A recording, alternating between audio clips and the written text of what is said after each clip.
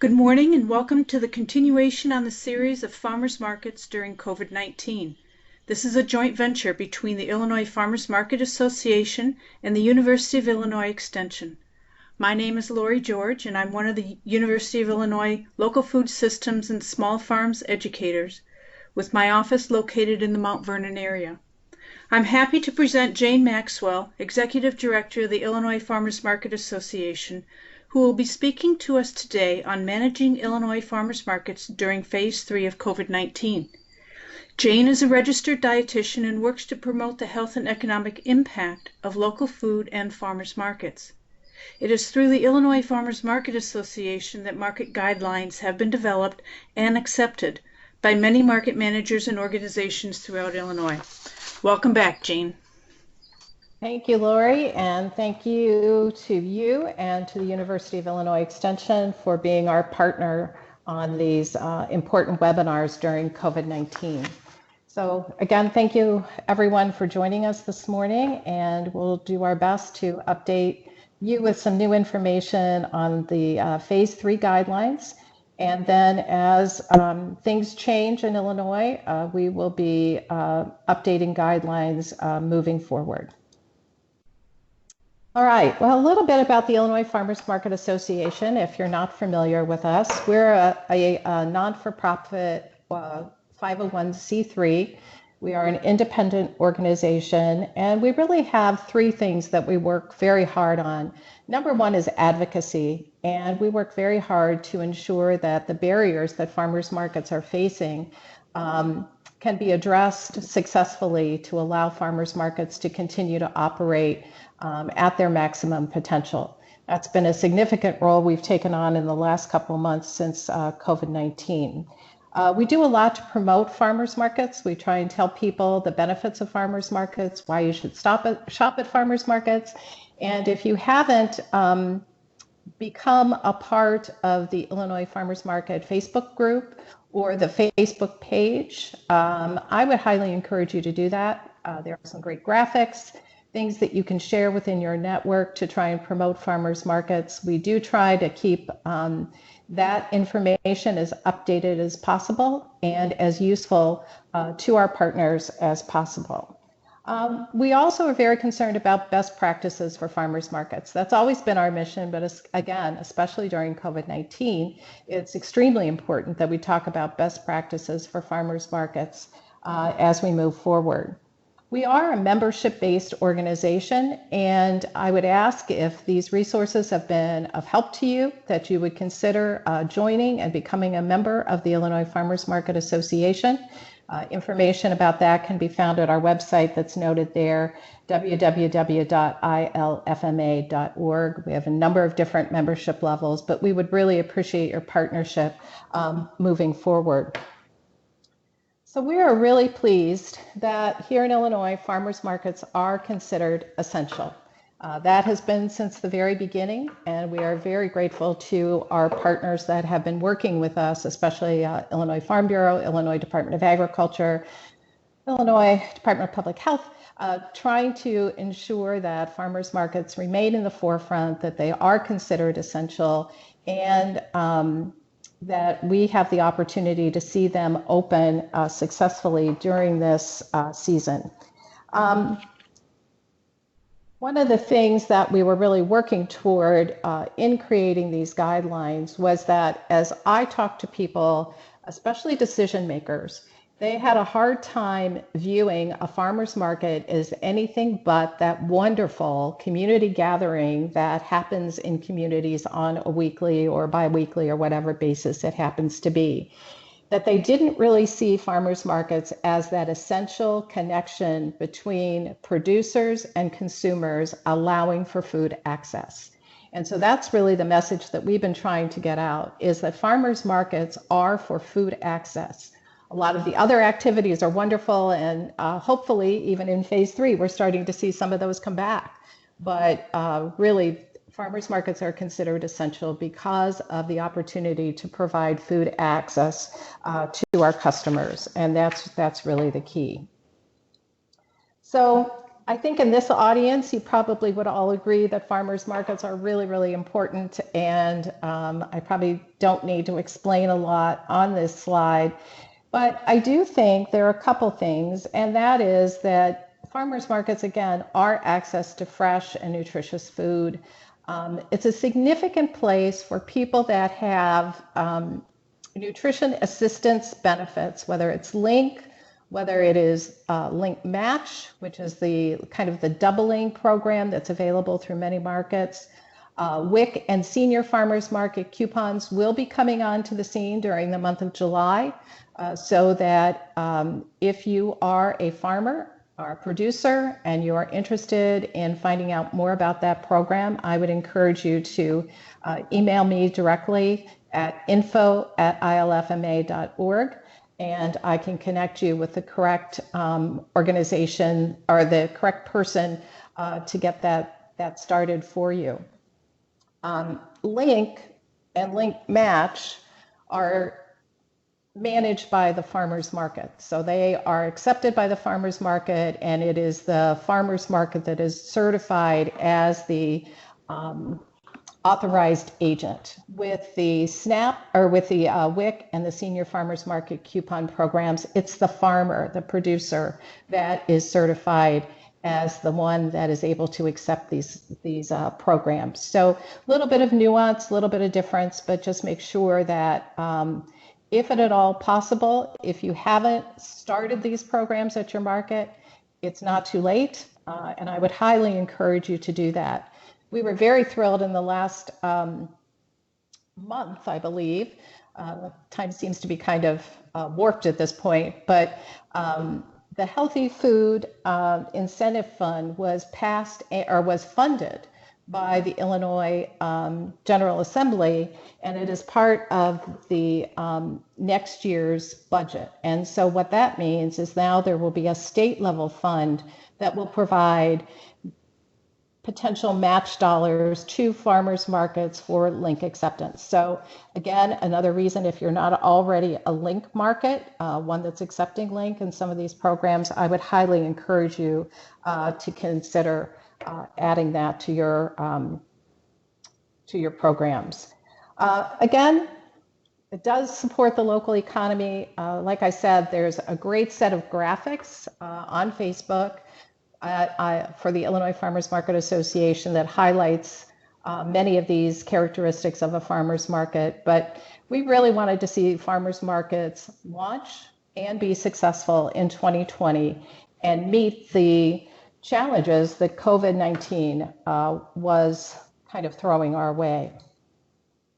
So there have been a lot of barriers, and I don't know where you are, but the farmers markets are as different as each community that hosts them. So the characteristic of a farmers market, I don't think we can say this is exactly that all farmers markets are the same, and that for that there are some challenges. The other is that even though we've determined that farmers markets are essential from the state, local jurisdictions are using their permitting powers to delay or close markets. And that is very concerning because, again, kind of having that vision, I think, that is just a great big community gathering spot and losing sight of the fact that it's an essential point for food access and for producers and farmers to be able to sell their products. So we have been working hard and wherever possible to try to influence decision makers that farmers markets can in fact come online,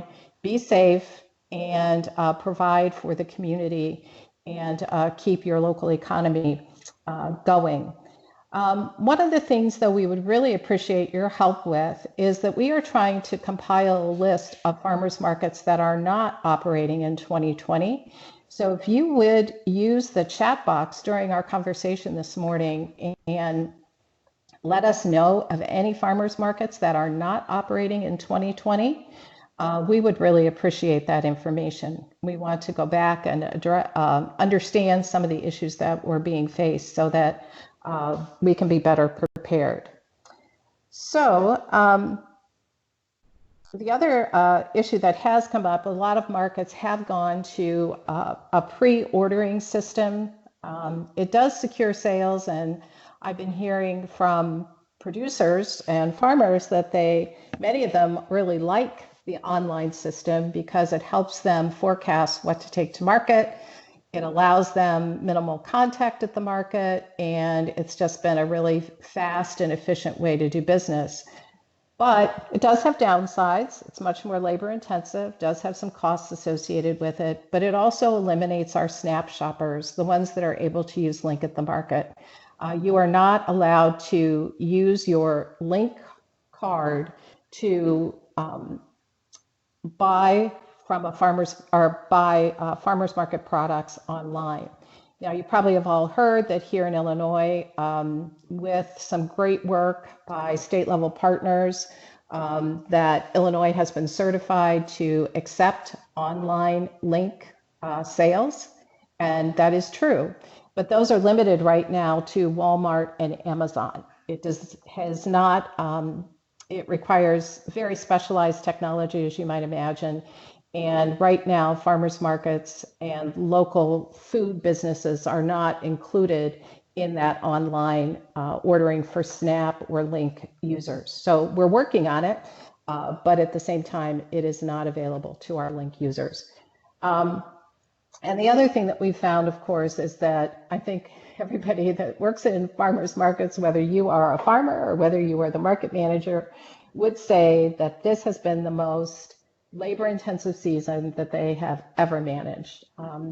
I think if you even go back to some of our markets that opened earlier, let's say further south, because they have an advantage to the growing season because it's a little warmer down there. They may be on their second or third iteration of their market.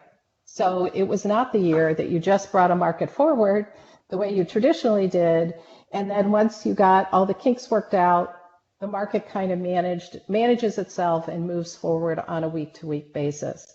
But instead, we've seen communities ask for curbside or drive-through or online only delivery options. And so farmers and managers have really had to adapt to the ever-changing season of COVID-19. And so it has been a challenge for many of our farmers markets.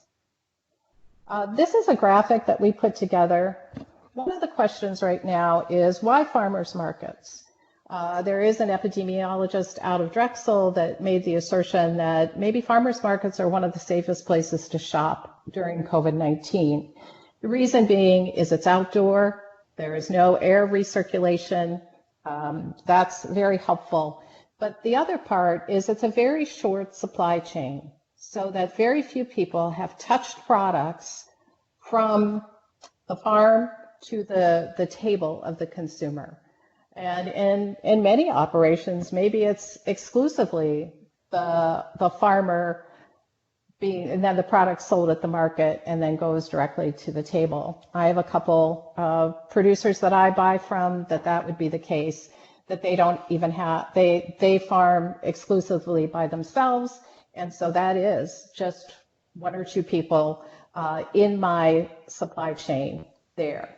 But a lot of operations actually have more people working for them, and so the supply chain is bigger, or the number of hands touching it during the production is larger, but not to the same degree as we see in the conventional farming system. We've seen a tremendous increase in local food during COVID-19.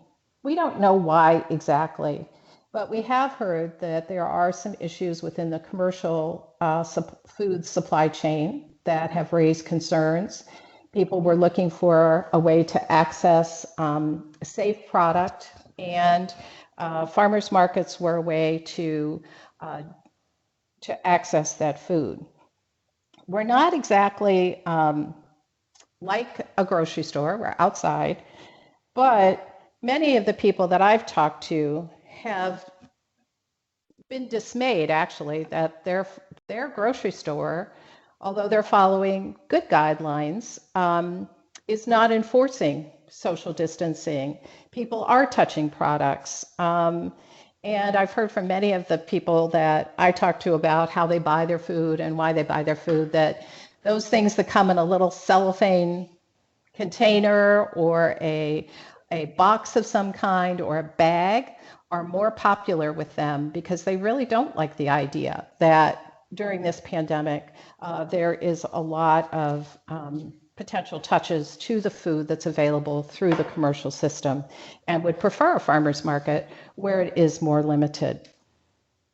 So again, this graphic is available on our Facebook page and then also in the ILFMA toolkit if you would like to download it or share it within your network.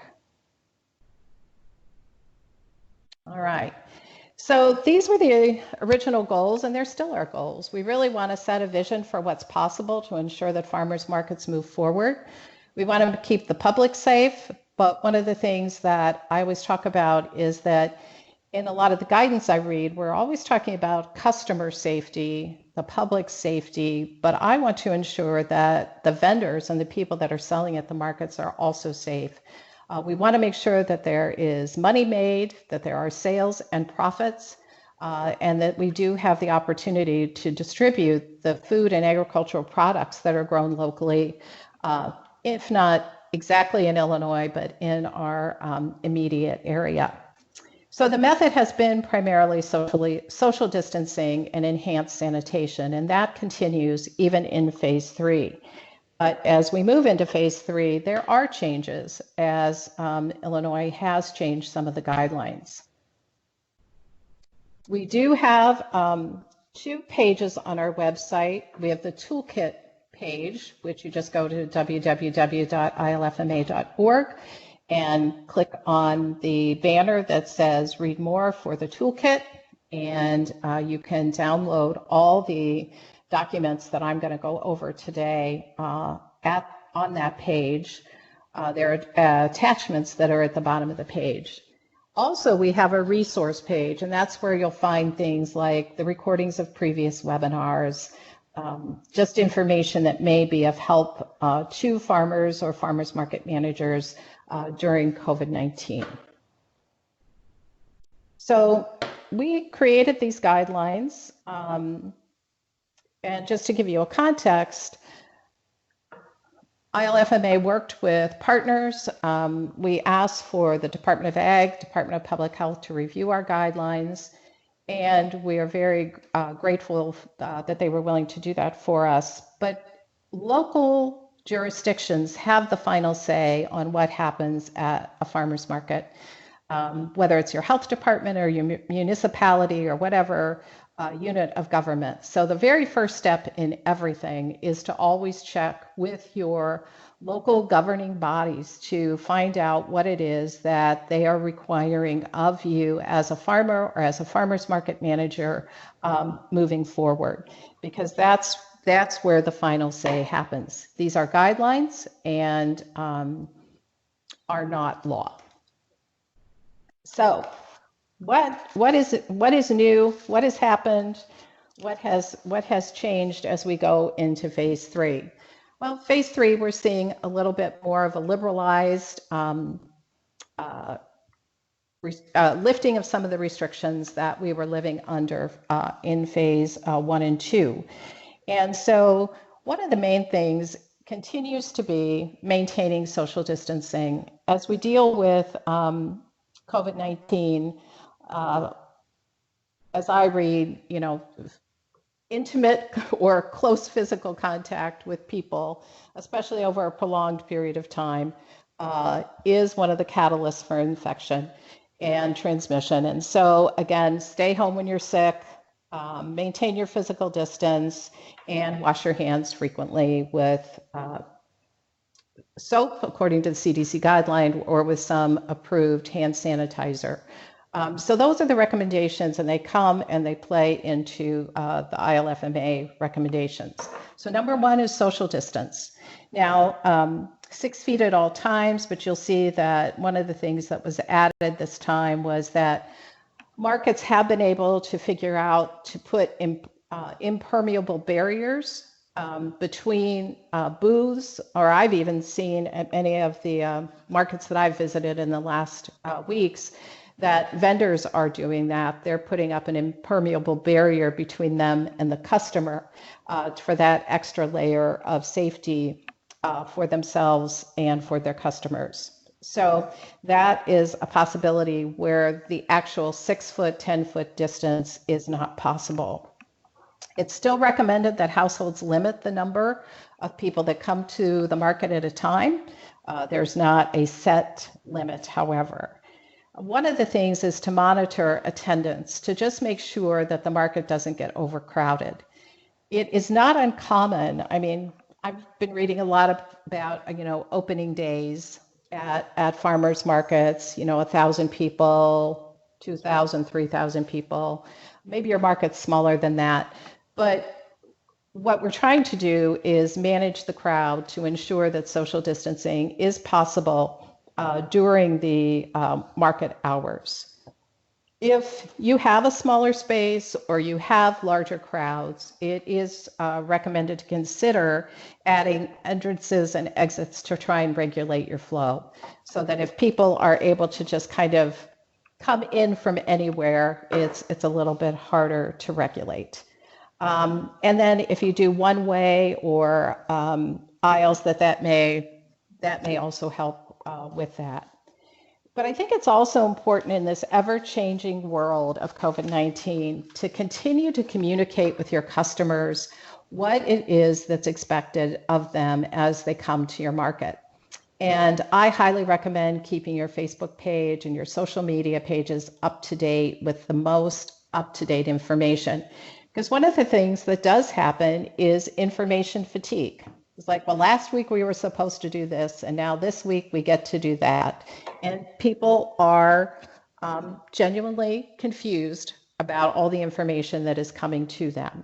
And so I would highly recommend, again, communicating this with your customer base on a regular basis through Facebook. And then we also have a handout that you can use to post at the entrance or throughout your market that gives customers an understanding of what the guidelines are while they're there.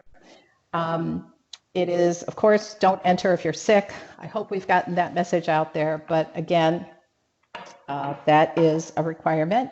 Wear a mask according to state guidelines, and you'll see at the bottom of each of these handouts, there is the web address to the guidelines. For example, to the mask guidelines that have been published by the Illinois Department of Public Health. And I encourage you to look at that. But it basically says, if you are shopping at a small business like a grocery store or pharmacy, I would say farmers markets, you should be wearing a mask. And that has been a difficult thing to enforce at a farmers market level. That many of our partners have offered free masks or masks that are available for a small donation to try and deal with that. Also talked to a number of farmers markets who have just encouraged their vendors to not serve those that don't have a mask on, and see if getting people to wear a mask is a little bit easier from that. Again, markets are not supposed to be gathering points and community gathering points, but instead, trying to minimize your time at the market. Again, making sure that there's enough space for other people to come to the market when, in fact, we're trying to spread people out. We're asking that customers not touch products, but ask their vendor to select them for them. And I think this is a great opportunity as a farmer to show what you know about your products and to showcase that you probably know the best. I mean, I work with my farmers and say, I'd like some tomatoes. I need some for today and I need some for the rest of the week.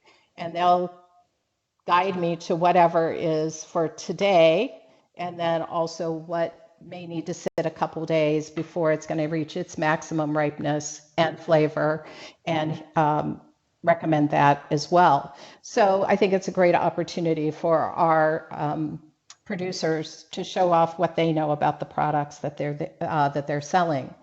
Again, as touch-free as possible, making sure that the payment system is touch-free, and then we're not recommending reusable bags. Certainly, customers can bring their reusable bags, but it's not recommended, and we're certainly asking vendors not to touch the reusable bag, put the product down, and let the customer self-fill that bag if they insist on bringing their own.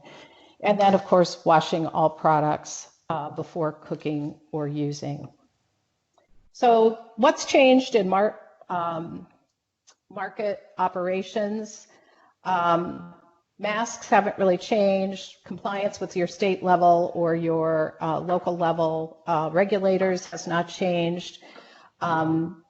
Asking people to add hand washing or sanitizing to the market.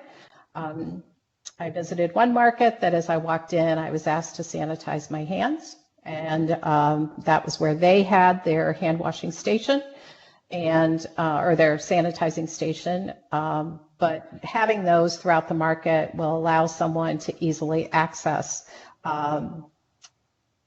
those. Again, anyone is welcome at the market.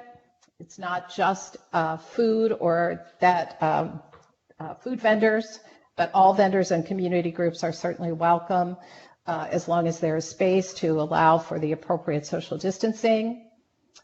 It is still a good idea to at least communicate with your vulnerable populations. When is the best time to shop at your market? Maybe you have set up an online ordering platform so that vulnerable populations have the opportunity to pre-order and just rapidly pick up their product. I notice some markets are doing that either all during the market time or maybe just during a designated time slot for hopefully it's being taken advantage of by vulnerable populations, or adding a time, maybe just prior to opening for vulnerable populations, or just getting the word out that the maximum crowd at the farmers market is at X time, so that people have an opportunity to shop the market potentially before the majority of people come out to shop the market. And so they might feel a little bit more comfortable to do that. All prepared and ready to eat food must be served as grab and go. Well, what's implied there is prepared and ready to eat food is back at the market, but it is to be served as grab and go items.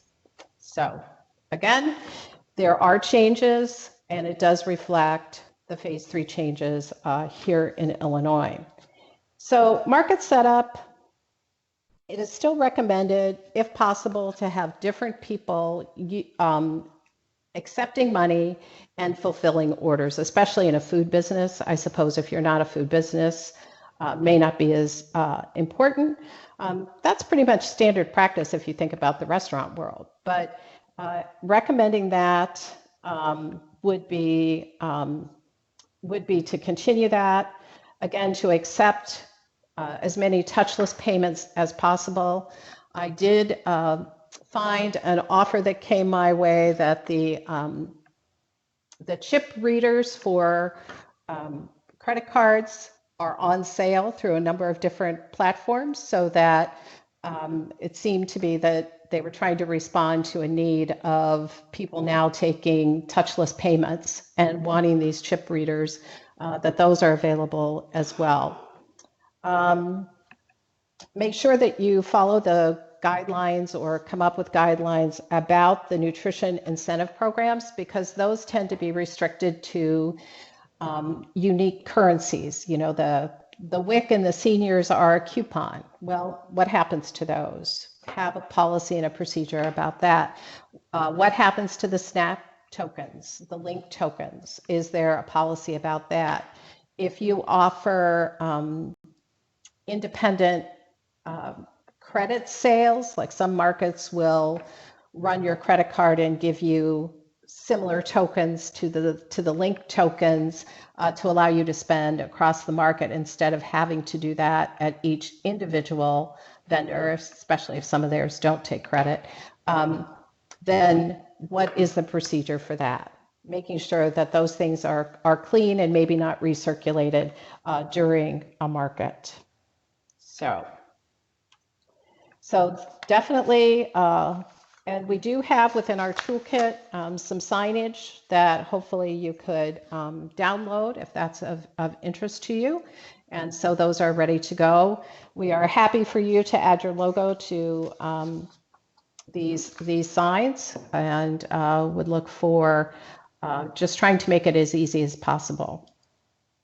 Well, what about for vendors? Well, we've kind of covered a lot of these things by going through market operations, but one of the things is we really are looking for vendors to be safe, because we don't want it to just be all about the customers. We don't want anybody taking home anything from the farmers market. So how are you setting up your booth to maintain 6-foot social distancing, especially while people are at your booth buying things? So I think it's pretty easy throughout the market.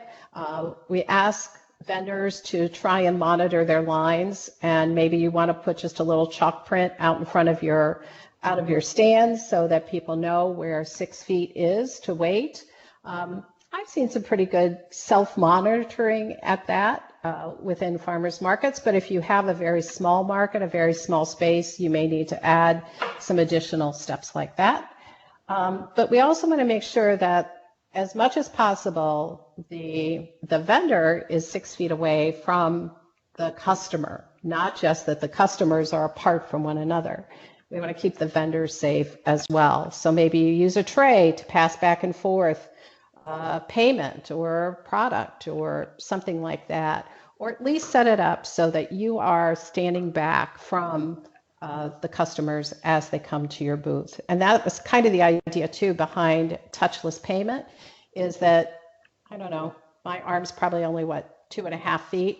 And so if I have to actually accept something from someone, rather than having them put cash in a box or a credit card directly into a chip reader, then that distance has been compromised. It's no longer 6 feet. Now, hopefully they have a mask on and you have a mask on, but at the same time, is there a way to do that so that the vendor is also 6 feet away from the customer during transactions?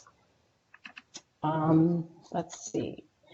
And I think that the other things that are listed on the vendor guide are also called out in the market operations guide.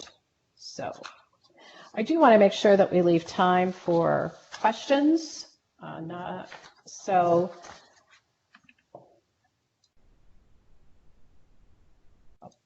Okay, and then this is the updated sign that you are welcome to download and use. Again, its focus is your customers, so that again they know what's to be expected this week at the market, especially because things are ever changing. So maintaining a communication plan is highly recommended so that customers are not surprised. The other piece is we're hearing that there are a lot of visits to markets. We are hearing good sales numbers from the vendors that they are selling their product, that maybe they aren't servicing as many customers as they were used to, but customers are buying more. And so we have a couple challenges with that. And one is, how do we keep those customers coming back, and how do we keep them buying as much as they are right now at the farmers market? So one of the things I would highly recommend, if you can, is to try and survey your customer base with just even some little Post-it notes or something like that, or if you have an entrance while people potentially are waiting to get into the market, can you ask them a couple questions? Can you ask them that whether or not prior to COVID-19, they were a regular shopper at your market? Maybe you could say, were you regular? Did you come irregularly? Or not at all? And then during COVID-19, Are you a regular shopper, kind of come occasionally, or obviously not at all doesn't apply because they're standing in front of you. But then you can also ask them what their intent is after COVID-19. I plan to continue. I plan to go back to my traditional way of getting food. Because I think we're going to start to want to know, what is it that happened in the customer mind? What happened as we were doing farmers markets, so that we can capitalize on that and continue to build a customer base as we move forward. And so finding out as much as you can about your customers, from your customers, is a good idea. Are there some questions you can ask them about why are they at the market? And again, very simple, but I think that that will build an understanding of what's important to your community, and it will also help you as you are potentially talking to decision makers about your farmers market. And it will also help you decide maybe what iterative changes you need to make as you move forward. So, like I said, each farmers market is unique, and they all reflect something very different, and they reflect what their community is asking of them. And then the guidelines reflect what we consider to be best practices as we talk to partners, look at the state level guidance, look at other state level guidance across the country for farmers markets from states that are being managed similarly to Illinois in regards to COVID-19. So, but again, going and creating those partnerships with your local decision makers to ensure that your farmers market continues to operate successfully and safely throughout this 2020 season. So, Lori, do you have any questions for me as we've been talking? Yeah, there are a couple of questions that came in when you started talking about being able to have some of the vendors that are selling food attend the markets, but one is that now restaurants can serve outside. So there was a question to the group asking if there's anyone out there that's allowing outdoor tables for dining at their markets. We did have a couple of responses on that saying that there were some city markets where the city had picnic tables set up, and they encouraged the individuals to go over to those picnic tables for their food and drink, and that some of them don't allow the seating because they limit the number of customers in the market. So do you have any other suggestions or comments on that? Again, that would be a local jurisdiction decision, but I think the question is, cleaning up after a patron sits down and eats, what they've, the prepared food that they bought.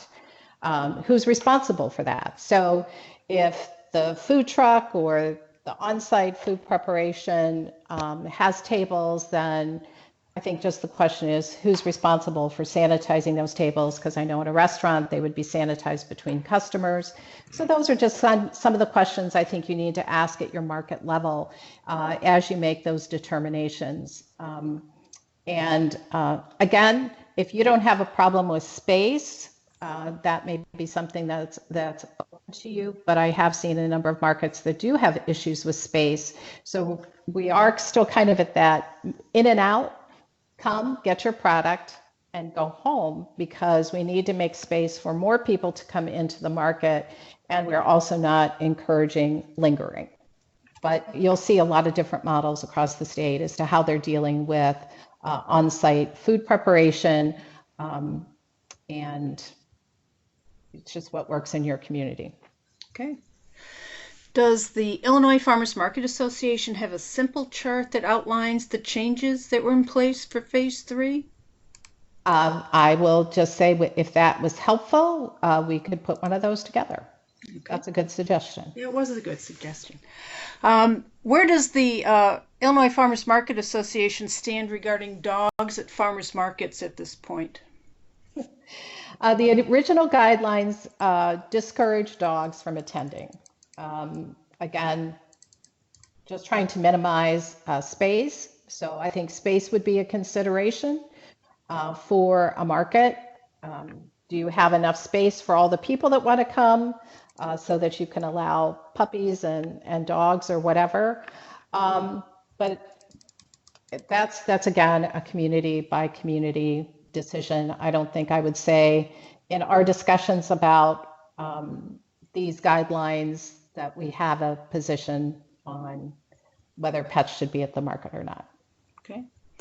Of the individuals that you talked to throughout Illinois, is it still too soon to tell the mask recommendation will be in phase 4? Is it likely to happen within 2 weeks if we stop using them, or have you heard or feel anything about how long these are going to be in place? I can't really speculate. We have had some discussions about what will phase 4 look like, and I don't think we know yet. I do think, though, if you go back to some of the basic guidelines, you will read over and over again that what we know about the transmission of this virus, that masks and social distancing and hand washing are 3 strategies to mitigate the virus transmission. So I don't look for those to go away, but I'm not a state level official that's writing that guidance. Okay. Dale did have a good comment there. It says locations where masks have been used and enforced have had much lower infection rates as well. So keep that in mind as well during your market hours. That's right. One is in earlier guidelines, I saw no children. Is that still being recommended? And are people turning away families who have children? Any comments? It was, again, in the beginning to minimize the number of people that are coming to a market. Number 1, to make space. And number 2, to decrease the risk for vulnerable populations at the market. Although there is an understanding and a recognition that for some families that would be a hardship. Maybe it's a single family household. Maybe it's an elderly couple where carrying the bag from the purchases is difficult. So that's why the new language that just says minimize the number of people from the household. It doesn't call out a specific number. It doesn't say, please don't bring your children. It just says minimize the number. Okay. It's not, I think the idea is still that we're trying to create this vision that farmers markets are not the great community gathering space and fun event that we long for. And we hope to see back maybe in 4 or 5, stage 4 or 5. But for right now, we're not there yet. And so the state level guidance from Commerce actually says minimize the number of people from each household. Okay. There's a market that or a church who sells coffee at their market donated by a coffee shop. Can they rejoin the market now under these new guidelines? It would say that it would be prepared to go. It would be grab and go. I've never seen anybody successfully drink a cup of coffee while wearing a mask. So if you can figure out a way to do that successfully, I know at one of the markets I attend, they sell growlers of the brewed coffee. And that's one way to do it. I've seen where people do it on the perimeter as people are leaving the market so that the person is able to get their coffee and they're out the door. But the issue with eating while you're eating or drinking at the market is being able to wear a mask at the same time. That would be difficult. It would be difficult. Okay. I believe that's all the questions we have. The last question in there was, I think you already addressed that we're starting to prepare to enter phase 4 here in Illinois in about 10 days, and they were looking for preliminary guidelines, but I don't think we have anything at this point. No, and as soon as we are aware that there are preliminary guidelines, we will begin discussions about what can we change, what can we make easier for farmers market managers and for operators, our farmers at these markets. Because again, if we could get back to the type of market that many of us know and love, I mean, we would be really excited about it. But at the same time, customer and vendor safety are just of the utmost of importance. And so we're going to be measured and cautious on the side of safety, but then try to follow the guidelines as they come out. And as soon as they come out, as soon as we have an idea that they're coming, we'll get to work and then let you all know what we find out. Okay. But we will go back and put together a document that highlights the changes. I think that was a great suggestion, and we'll do that. Great. You want to go to the last slide? Sure. Okay, so the contact information for Jane and for the Illinois Farmers Market Association is here on the slide, so feel free to write that down. I don't see any other questions at this point, so I'd like to thank Jane for taking the time in a busy schedule to talk with us today. As the market season progresses, should you have any questions or concerns, please feel free to contact the Illinois Farmers Market Association or myself. I'd like to thank everyone for joining us for this webinar, and I hope that some of the information that you received will give you the confidence to move forward, keeping customer and food safety in mind. If you have any suggestions for topics you'd like to see presented, please let us know. Again, thank you for joining us. Thank you, Lori. Thank you.